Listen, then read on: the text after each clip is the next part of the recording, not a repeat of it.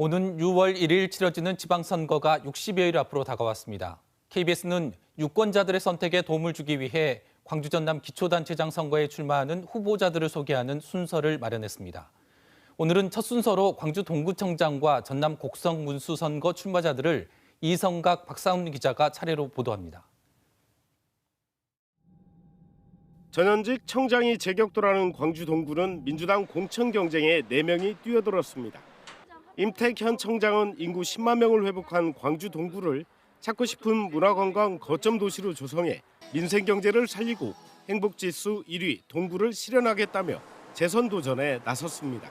많은 사람들이 동구를 찾아드는 찾고 싶은 동구, 도심 거점 관광으로 육성하여 골목 경제를 활성화시키고 그리고 일자리를 늘리고 그래서 민생 경제를 회복하는 것이 저의 목표입니다. 대선을 앞두고 민주당에 입당한 김성환 전 동구청장은 복합 쇼핑몰 동구 유치와 온 동네 공영주차장 확충 등을 약속하며 구청장 탈환에 나섰습니다. 동구는 지난 4년간 멈춰 있었고 학동 참사의 아픔과 불명예만 있었습니다. 동구를 다시 가장 안전하고 가장 생활이 편하고 가장 풍요로운 동구로 반드시 바꿔놓겠습니다. 광주시 기획조정실장을 지낸 강신기 후보는 도시재생과 재개발을 통해 동구 20만 시대를 열고 안전한 동구를 만드는 데 역량을 집중하겠다고 밝혔습니다. 각 지자체가 경쟁하는 구도 속에서 중앙과 밀접한 인적 네트워크를 활용할 수 있는 그러한 지자체장이 필요하다고 봅니다. 저는 중앙과 지방행정을 두루 경험을 했기 때문에 광주시의회 부의장을 역임한 진선기 국가균형발전위원회 국민소통위원은 KTX 광주역 정차 추진과 이순환도로 동구 구간 요금 무료화를 약속하며 바닥 민심을 다지고 있습니다. 문재인 대통령 직속 국가균형발전위원회에서 국정 경험을 했고 우뚝선 동구를 만들기 위해서는 이제는 국정 경험과 지방자치 경험이 풍부한 진선기가 동구를 확실히 바꿀 수 있다고 생각합니다. 4명의 민주당 후보 외에 국민의힘에서는 양혜령 전 시의원이 도전장을 냈습니다. 양 전 의원은 대선에서 윤석열 당선인이 15%를 득표한 광주 동구에서 돌풍을 일으키겠다며 복합 쇼핑몰 유치와 마사회 이전을 대표 공약으로 내세웠습니다.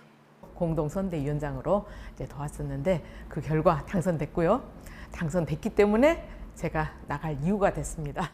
서울과 광주, 혼합 이쪽을 연결해주는 그런 심부름꾼이 돼야 되겠다.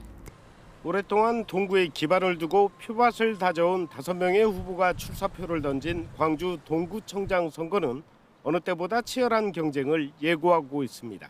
KBS 뉴스 이성각입니다.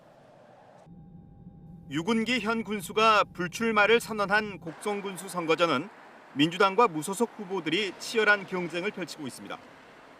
민주당에선 곡성 군의회 의장을 지낸 이상철 전남 도의원이 국민행복수당 지급을 약속하며 바닥 민심을 다지고 있습니다.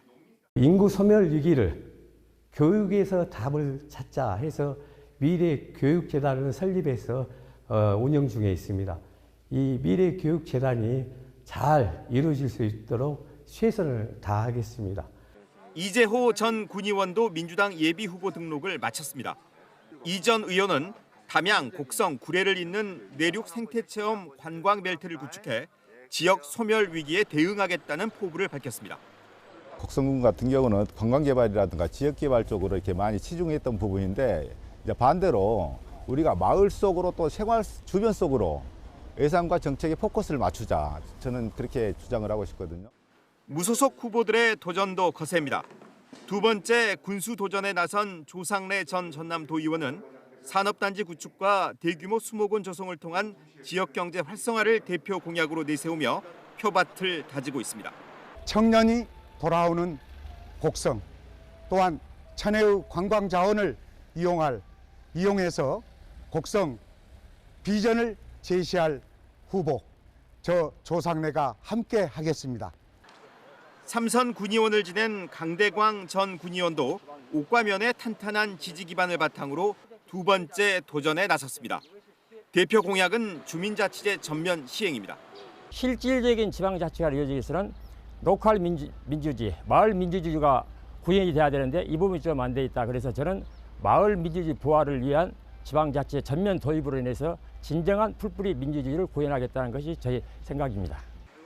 20여 년간 곡성에서 언론사를 운영한 박정하 후보는 문화유산을 활용해 곡성을 문화 강군으로 발전시키겠다는 구상을 강조했습니다. 곡성의 마을과 골짜기를 누비면서 곡성의 역사성을 찾아왔습니다. 그리고 그걸 기록해 왔습니다. 이것들을 문화 강군으로 만드는 시기가 바로 지금의 시기이고 지금이 가장 적절한 시기라고 이렇게 생각을 합니다.